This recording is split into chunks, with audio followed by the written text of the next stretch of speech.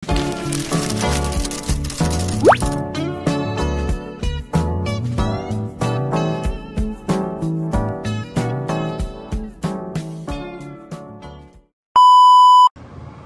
yung sterilization is pwede siyang i-procedure ng boys and girls. So, there are two types of sterilization, which is the first one is for girls, it's called tubal ligation. So, yung tubal ligation is kinakat yung fallopian tube nila. So, yung sterilization, isa siyang procedure para mapatigil yung pagparami ng anak. And there are two types of sterilization.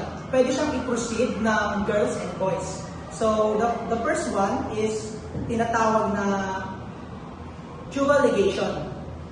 Ito naman ay ginagawa ng mga babae or ginagawa sa mga babae. Then the other one is for men. Tinatawag siyang vasectomy.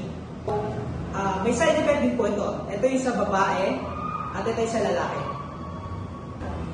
So, to explain more, there are some example na maproprovide namin, which is Paul is 33 years old, already has 3 children, and wants no more. After carefully counseling and consent, she undergoes tubal ligation. At first, she feels relief because she never has to worry about another pregnancy. But later, she sometimes questions whether she made the right choice, especially when she experienced heavier periods and occasional doubts. So, in this scenario, there are a positive effect and negative effect. So, dito tayo sa positive effect. Sterilization offers a sense of freedom from the burden constant birth control. After the procedure, you don't need to remember the pills, get renewals, or whether a method failed. Effective to para sa mga ayaw ng magbuntis. So, ayan yung positive effect. Siyempre, kung may positive effect, may negative effect. So, ano nga ba yung negative effect nito? Yung sterilization is permanent. So, kapag nagbago yung mga plano mo, for example, you later want a child. So, hindi na siya lagi naging successful and masyado din siyang mahal. And pwede din magkaroon ng surgical procedure like infection, damage to surrounding organs, pain, or complication from anesthesia.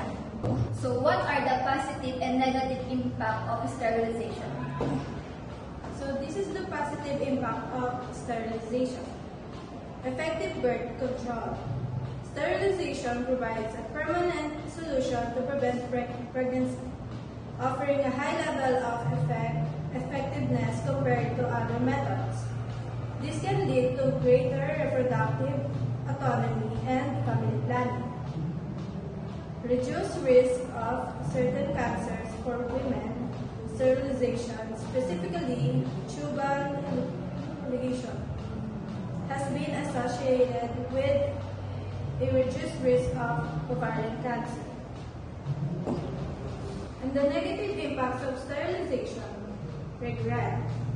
Some individuals may experience regret after undergoing sterilization, especially if their circumstances change.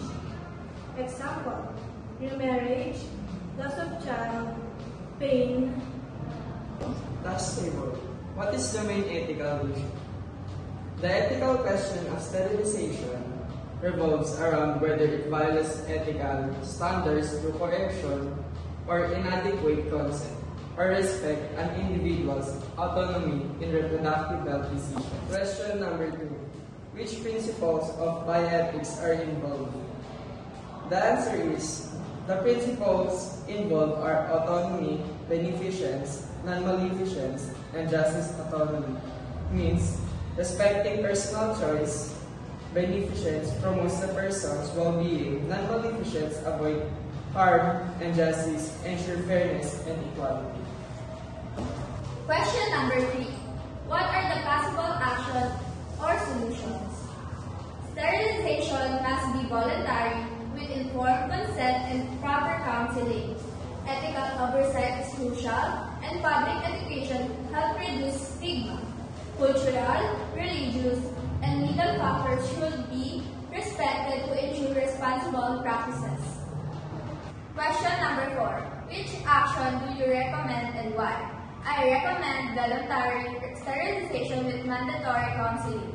Do respect autonomy, prevents harm, and promotes informed decision-making. It also protects against unethical practices like coercion or discrimination. Question number 5. How would religion, culture, or law affect your recommendation? Sterilization involves ethical challenges, requiring informed consent and counseling to prevent regret. Attitudes vary across religion, culture, and legal systems. Some restrict it and others support family planning. Global law aims to protect reproductive autonomy while preventing coercion, but individual beliefs still shape decisions. That's all. Thank you.